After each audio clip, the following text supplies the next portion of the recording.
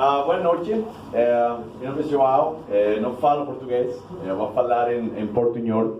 Soy de la Confluent, trabajé antes en diferentes industrias, en Asia Pacífico, en Australia, en Singapur, en Cloudera, por ejemplo, en compañías de e-commerce y Databricks y ahora Confluent. Confluent fue fundada prácticamente 5 años atrás por los creadores de Apache Kafka. Apache Kafka fue creado en LinkedIn y hoy en día Confluent provee el 80% del código de Kafka y 69% de los committers que hay dentro del proyecto Apache.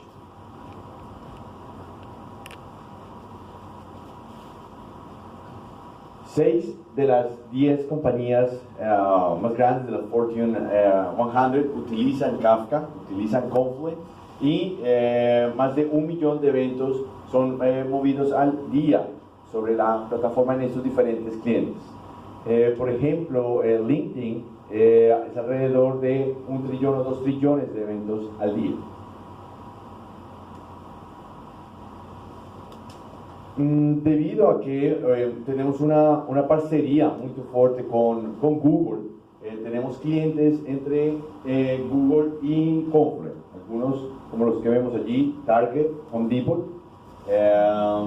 Home Depot es un caso muy similar a lo que Rom estaba hablando de Walmart. Home Depot está en Atlanta, Eofico en Atlanta, Eomor en Atlanta, y una de las cosas muy importantes para Home Depot es la logística. ¿Cómo puedo empezar a tener un inventario en tiempo real? Y si existe la forma de comunicarse con el proveedor en Estados Unidos tiene que entregar la materia prima o la puerta o la mesa o la silla en un área designada. Si esto no se cumple, Home Depot puede llegar a tener multas o los proveedores pueden tener multas y eso significa dinero. Ellos desenvolvieron una aplicación basada en Kafka para ayudar a la gente de logística en el móvil en tiempo real para hacer un tracking de cada uno de los componentes que ellos tienen. Todo esto sobre Google Cloud. Diferentes, otro tipo de cliente, ANZ, Australian and New Zealand Bank, muy similar a lo que está haciendo hoy en día el Royal Bank of Canada, fraude en tiempo real, análisis de transacciones en tiempo real, demás como estos. Usted seguramente porque está pensando que tenemos que trabajar en tiempo real. Ahora, la mayoría de las necesidades del negocio precisan tener información en tiempo real, no precisan tener un batch que está corriendo al final del día, al final de la semana, al final del mes, para entregar unos insights o unos SLAs o KPIs basados en información histórica. Usted precisa la información ahora, qué está pasando con mi banco ahora, qué está pasando con mi loya ahora. Y en un sistema como en Hadoop o Cassandra o HBase es muy complicado tener un procesamiento en tiempo real. Usted lo puede hacer, más es con fuerza bruta.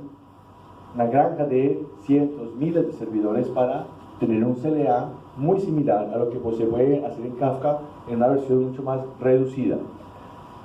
Por esas necesidades vemos que puedes mejorar la experiencia del cliente, mejorar o entender las ventas en un seasonal period como Black Friday o algo similar, en trading, entender las transacciones de diferentes divisas o currencies o commodities que están pasando.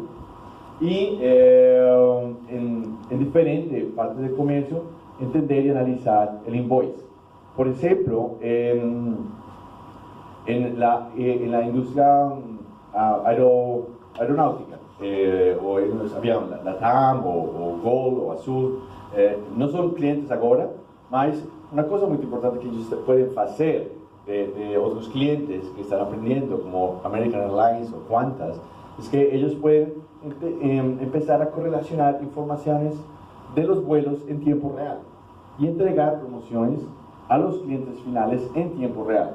Si usted está buscando un vuelo de Sao Paulo, o sea, Miami, de Sao Paulo a Río, usted puede encontrar estas promociones si la industria del Azul o Gol o Latam provee para usted este tipo de precios en tiempo real. Por ejemplo, Despegar hace una cosa similar. Usted Despegar analiza miles y millones de vuelos y entrega para usted el precio final con el mejor descuento. Esto es con Kafka. Entonces, como usted puede ver, Kafka tiene diferentes aplicaciones en diferentes tipos de industria: retail, salud, financial, travel and leisure. Y una forma de acelerar el desenvolvimiento y el deployment de Kafka es utilizando la nube. Y usted puede entender que con Google, con GCP, siendo un parcero y siendo un servicio de primer nivel, usted puede implementar Confluent de forma mucho más similar y mucho más sencilla, mucho más fácil.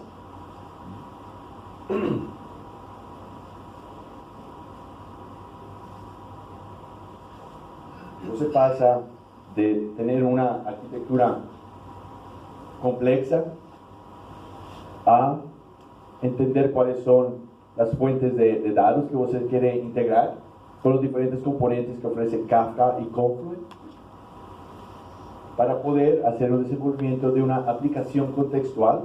Vamos a hablar más adelante que es una aplicación contextual, lo que entendemos como una aplicación contextual, y modernizar la arquitectura con diferentes tipos de componentes o servicios. Entonces estamos hablando de modernización de aplicaciones, modernización de la plataforma de datos y una arquitectura híbrida, tanto on-premise, en la nube, o nube con nube, o data center con data center. Ahora, ¿qué es eso de una aplicación contextual? Entendemos que es ETL, entendemos que es messaging, mas de pronto, ¿qué es esto de event streaming? Prácticamente es la combinación de los dos mundos. ETL, que es batch, lento, muy complejo de modificar, muy complejo de escalar, y por el otro lado tenemos messaging, que es complejo de escalar y no tiene la forma de un procesamiento realmente robusto.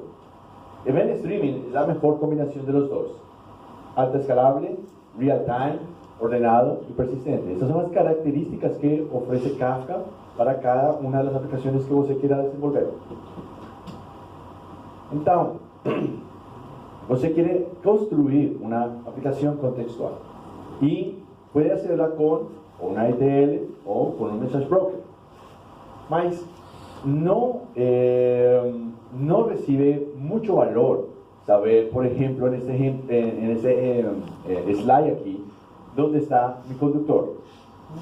Simplemente recibo un evento, actualizo mi tela en el celular y sé dónde está punto a punto mi conductor. No ofrece mucho valor. Si usted introduce un concepto de inteligencia en el evento, y no únicamente saber dónde está mi conductor, pero dónde y a qué horas va a llegar ese conductor, es mucho más diferente. Está incluyendo un contexto a el evento. Y usted puede hacer esto hoy en día con Kafka, de una forma muy fácil. Otro ejemplo de Contextual Applications, la transacción que usted hace todos los días en la loya de favoritas, ¿sí? Que está gastando 28, 40, 50 reais en alguna comida, más es mucho más enriquecido si usted le dice en qué tipo está gastando ese dinero y cómo puede de pronto tener una promoción, cómo puede empezar a ahorrar puntos en tiempo real. Ahora, estamos hablando de event streaming, ahora stream processing. ¿Qué puedo hacer con el evento? Y esto es la parte de inteligencia del evento para la aplicación contextual. ¿Cómo puedo añadir business rules para que pueda tener más insights del evento. Y si necesito y preciso correlacionar la información con otro tipo de eventos, lo puedo hacer muy prácticamente y fácilmente con Confluent. Otros ejemplos, ya vio eso.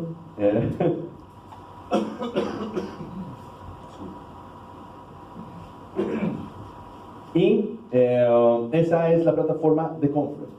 Está basado sobre Apache Kafka, como Rómulo faló, y tiene una camada o diferentes herramientas que Confluent ha creado para poder facilitar esta contextual applications con seguridad, con monitoreo, con operación fácil para manejar el cluster e integración a diferentes nubes como la de Google. ¿Qué ventaja hay en utilizar la nube? Es simplificar la operación, simplificar DevOps y tener un componente fully managed para que usted únicamente se dedique a construir la aplicación que usted quiere hacer. Algunas métricas que tenemos con Confluent Cloud sobre Google: una latencia de 25 milisegundos, es algo que es muy importante. Unlimited throughput, retención infinita. Para ellos que no saben qué es Kafka, Kafka también tiene un componente de almacenamiento de información. Usted puede tener un periodo de retención de los eventos y si precisa hacer un replay del evento cero, usted lo puede hacer sin ningún problema y analizar qué ha pasado con los eventos desde el inicio de la plataforma. Y 99.95 de uptime garantizado. ¿Cómo se alinea Confluent? En este caso con GCP. Usted puede implementar, como dije anteriormente, como falé anteriormente, Confluent es a First Citizen Service en Google Cloud. Significa eso que está listo, está pronto para el deployment. Simplemente hacer clic en uno de sus botones y va a tener el ambiente pronto para utilizar. Y como el desenvolvimiento de Confluent es facilitar la vida o el desenvolvimiento de aplicaciones contextuales, hay conectores que están prontos para BigQuery, para Google Storage, Dataflow, si no se precisa, entre otros, Bigtable, Machine Learning.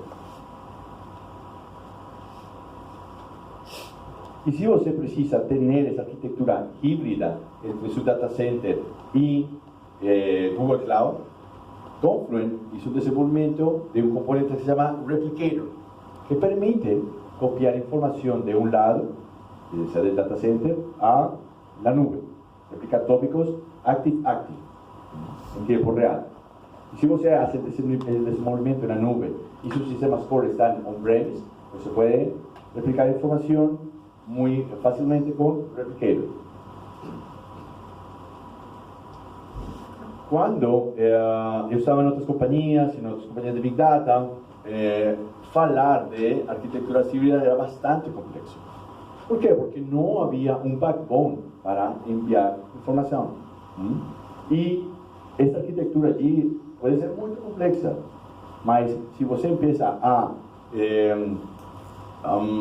dividir el problema, usted puede encontrar que simplemente es una data que usted siempre va a estar enviando. No precisa a veces de enviar toda la información. Y para esto es Replicator. Identificar cuál es la data que usted quiere replicar y enviarlo a otro data center o a otra nube. Algunos ejemplos que están sobre Google Cloud. Una compañía de payments o muy similar a PagSeguros, pronto. Ellos hacen consulta y detección de fraude en tiempo real. 25 millones de usuarios. Lo que Marcelo faló de Royal Bank of Canada y Audi. E, para terminar, você pode ver diferentes tipos de arquitecturas, donde con la nube de cloud de Google y Confluence puede facilitar el desenvolvimiento de las aplicaciones. Kafka, disculpa, Kafka es mucho más que messaging. Y Kafka, si você ve en la imagen, puede identificarse con diferentes tipos de sistemas, o sea, un message broker, sea algo muy similar a MuleSoft, donde você puede tener un desenvolvimiento de APIs o de REST services, y donde puede combinarse con otro tipo de micro-batching platforms, como Spark Streaming. Obrigado. Bom, agora o Vitor da Forward vai falar, vai mostrar um case de um varejista usando o Apache Kafka. No final, bom, tem a apresentação do Google e a gente vai vai fazer um painel de 5 a 10 minutos para debate, conversa, esclarecer dúvidas.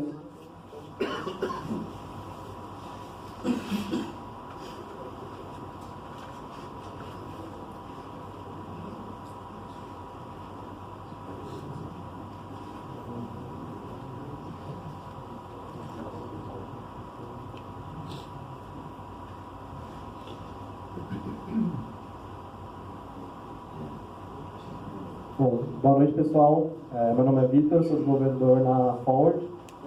Hoje a gente vai falar um pouco de um case de sucesso do nosso produto, onde a gente teve que utilizar Kafka para solucionar um problema técnico que tivemos nele. A Forward, a gente é um hub de soluções, onde atende o meio de mercado de pagamento eletrônico. Então, o nosso produto está inserido dentro de meio de pagamento. Alguém conhece, trabalha com meio de pagamento aqui? Não? Sim. Legal. Hoje a gente vai estar, então, inserido dentro de adquirente, bandeira e emissor. Emissor, no caso, os bancos, né? Nubank, Itaú e assim por diante. A gente descobriu, a gente viu um gap de mercado, visão de banco, e os bancos não têm total controle das suas transações, né? A gente sabe hoje que banco ganha dinheiro de diversas maneiras. Uma dessas maneiras é via transação, né? Então, quando você está efetuando uma compra, você está ganhando, o banco está ganhando dinheiro em cima disso. E essas taxas que eles ganham, eles não têm controle delas. Eles não sabem se estão recebendo corretamente. Então isso pode ter uma perca rentável para o banco.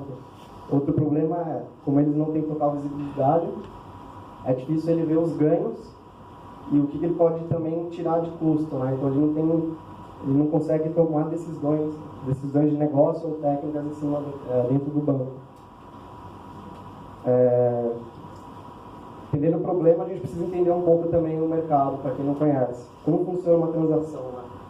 Então, o consumidor, vocês, os usuários do cartão que emitiram, por exemplo, o Nubank que emitiu o banco, vocês vão numa loja física e efetuam uma transação na loja física. Essa transação vai passar por adquirente, vai passar pela bandeira, e uma vez chegada no banco vai ser aprovada essa transação. E como que o banco ganha dinheiro nessa transação? É na hora de repassar essa transação. Então, vou pegar um exemplo simples aqui, você foi no mercado e gastou R$10. Quando o banco tiver que repassar esse dinheiro para a adquirência, ele vai taxar essa transação. Então, essa transação não vai valer mais R$10. Ela vai estar valendo, ela vai ter uma taxa aí em cima de 2%, 3%. Essa taxa se chama IRF, a taxa de intercâmbio. E aí, por curiosidade, também a adquirência vai passar para a loja, também vai ter uma taxa em cima disso. E aqui vai ter a taxa, né, para a bandeira. Então, a bandeira ela é como se fosse a brand do negócio, então ela sempre vai receber dos dois lados. Interessante é ver que o lojista ele não vai receber R$10, né? Ele vai receber menos que R$10. E como funciona o cálculo desse IRF? Isso vai diferenciar de várias maneiras. Uma dessas maneiras é a região onde você pagou, né? Então, se você fez uma compra no exterior, por exemplo, o IRF vai ser uma taxa diferente em cima. Segmento, o MCC, Merchant Category Code. Então, se você comprar num restaurante, se você comprar no posto de gasolina, cada um vai ter uma taxa diferenciada em cima disso. Então isso, você vê, são vários dados, e esses dados são difíceis de ser lidos pelo banco hoje, esse é o problema. Então, como que o parser entrou, né? O banco ele recebe um arquivo da bandeira, esse arquivo é complexo, porque os manuais da bandeira são complexos.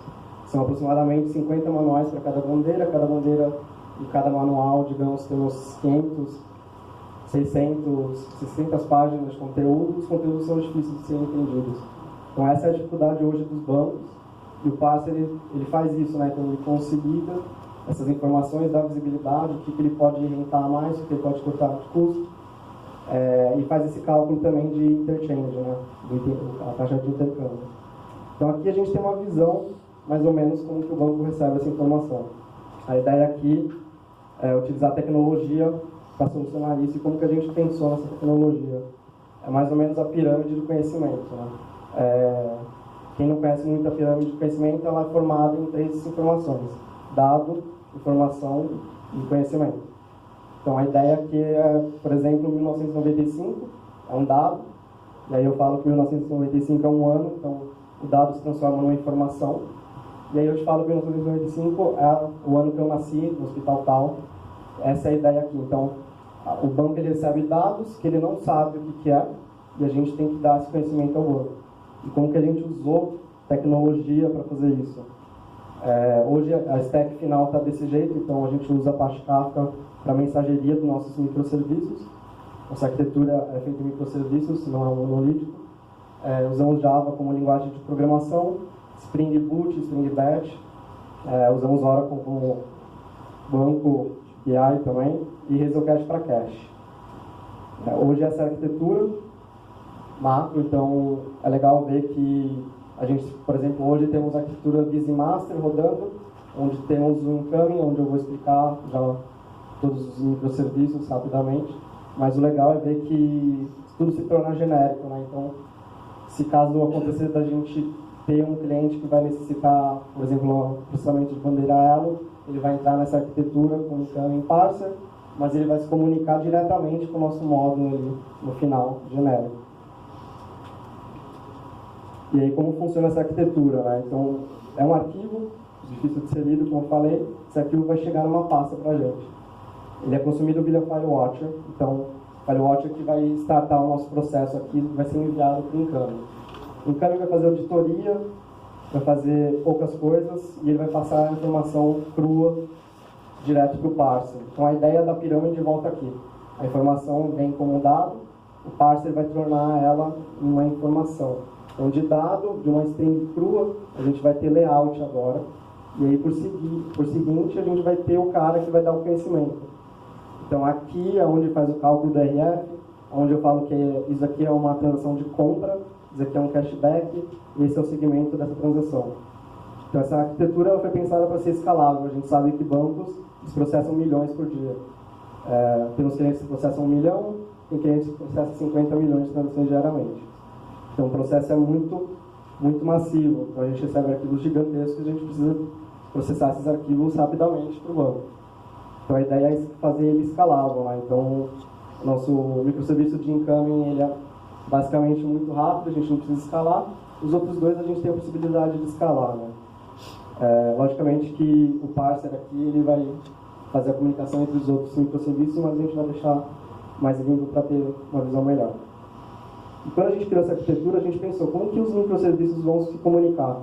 Como vai ser a comunicação entre incoming e parser e Logic Rule Engine, que é um motor de hardware, tá, gente? Logicamente que a gente não vai usar o RAS aqui. Por que a gente não vai usar o RAS? O RAS não é performático nesse tipo de arquitetura. A gente sabe que uma arquitetura escalável não é muito adequado usar o RAS. Você pode até usar, mas eu não garanto muita coisa.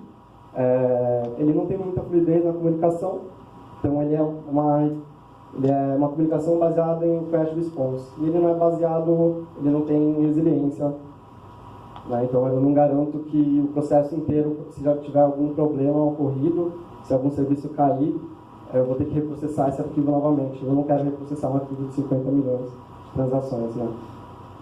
Então, assim, por que ele não vai ser performático aqui, né? Quando o incoming ele vai chamar o parser, ele vai fazer uma requisição e ele vai esperar essa requisição ser retornada. Ele vai esperar o response.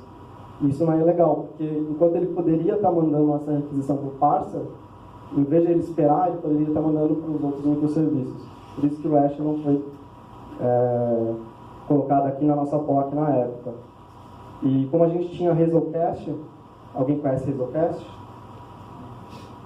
Você conhece. Resolcast a gente tinha na nossa stack, né? Mas a gente utilizava ele como para fazer cache nas nossas aplicações. Mas o Resolcast ele é interessante que ele tem a sua performance, ele é performático, mas ele tem uma fluidez na comunicação, ele não é mais um request response. Então ele tem um sistema de mensageria que é até parecido com Kafka. Então ele tem tópicos onde você insere mensagens, onde consumers vão consumir essas mensagens. Só que, infelizmente, a gente teve um problema. Como eu falei, ele é ótimo no que ele faz em Memory Data Grid, que é o cache, cacheamento. Ele é performático, tem essa comunicação legal para fazer uma aplicação escalável, mas ele não possui resiliência nativa. A gente teria que desenvolver essa resiliência. E isso é um ponto impactante para o produto, porque, como eu falei, o exemplo de 50 milhões de transações, se algo acontecer no meio desse período de processamento, eu vou ter que parar o processamento e processar o arquivo novamente. E isso não vai ser legal para o cliente, né? Geralmente a gente faz isso em batch, como todo banco funciona. Então eu vou ter que estragar a janela do batch do cara e vou ter que reprocessar de novo ele, provavelmente no próximo dia, numa janela, se ele tiver. E o que é resiliência? A resiliência é a facilidade, se adaptar a má sorte à mudança, que é exatamente o que eu falei. Então, o que acontecia na POC do Resolcast? A instância do Resolcast, por exemplo, caía. Então, a comunicação entre o parser e o nosso motor de regra, ela falhava, a instância realmente caía, o microserviço caía, algo do tipo. Então, tinha que processar esse arquivo. Aí que veio a ideia de utilizar o Apache Kafka, né? Então, o Apache Kafka, ele garantiu a performance que já estava. Então, ele continuou performático, ele continuou no sistema de mensageria, né? Então, a gente tinha tópicos, tinha os consumers da vida, e ele me agregou ainda a resiliência nativa. Então, hoje, a aplicação, se acontecer algum problema na aplicação, eu não preciso reprocessar o arquivo, simplesmente eu subo no microserviço que caiu, por exemplo, e tudo vai voltar ao normal. A parte ele já faz, o Kafka já faz esse trabalho para mim. E ainda me garante que não vai haver duplicidade nem divergência, então ele fica bonitinho. E o legal disso é que, assim, você vê a diferença de arquitetura, né? Em vez de eu agora estar fazendo uma requisição e esperando uma resposta, agora eu estou simplesmente postando uma informação. É mais ou menos uma ideia de redes sociais. Você vai postar uma imagem no Instagram, mas você não precisa saber quem está consumindo essa informação. E isso é o ganho que eu tenho escalando com Kafka, né? Então, eu não preciso saber da resposta, se ele está correto ou não. Minha própria lógica de negócio vai saber se ocorreu algum problema no meu processamento. Além disso, logicamente, ele é open source, todo desenvolvedor gosta de open source. Ganhamos também dinheiro com Kafka, além de, lógico, da nossa solução, né? A gente teve alguns problemas. Um dos problemas era a resiliência. E como que eu iria resolver essa resiliência? Eu ia ter muito tempo para desenvolver em cima do Resolcast e transformar ele em resiliente, né? Já o Kafka, ele já veio na minha estrutura. Eu demorei basicamente 2 dias para implantar ele e testar, porque, como eu falei, o Resolcast ele é parecido com o Kafka, o único problema é que ele não tinha resiliência. Então, eu tive pouco tempo de desenvolvimento para resolver um problema grandíssimo no nosso produto. O produto ficou pronto. E se a gente não tivesse pensado nisso, ele também talvez não teria iniciado produtivo. Então, esse projeto que eu estou mostrando para vocês realmente teve sucesso. Ele foi implantado antes do prazo e ele também está concorrendo. Assim, a comunicação a gente pode perceber que é uma arquitetura arroz com feijão, né? Bem básica de Kafka aqui, não tem nada muito complexo. E essa aplicação está concorrendo hoje na OpenWorld, na Oracle, que vai ocorrer em São Francisco, no dia 16, como um projeto inovador.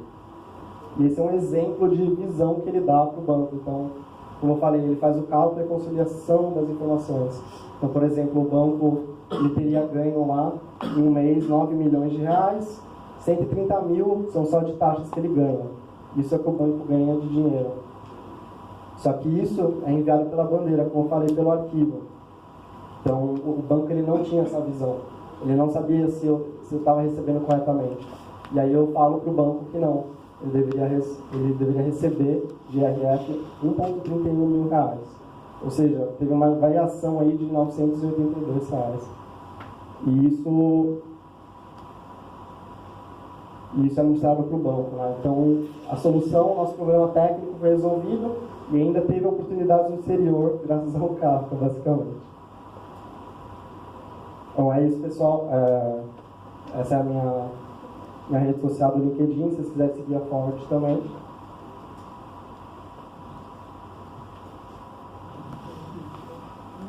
Legal, Vitor. Bom, por último, agora a apresentação do Google.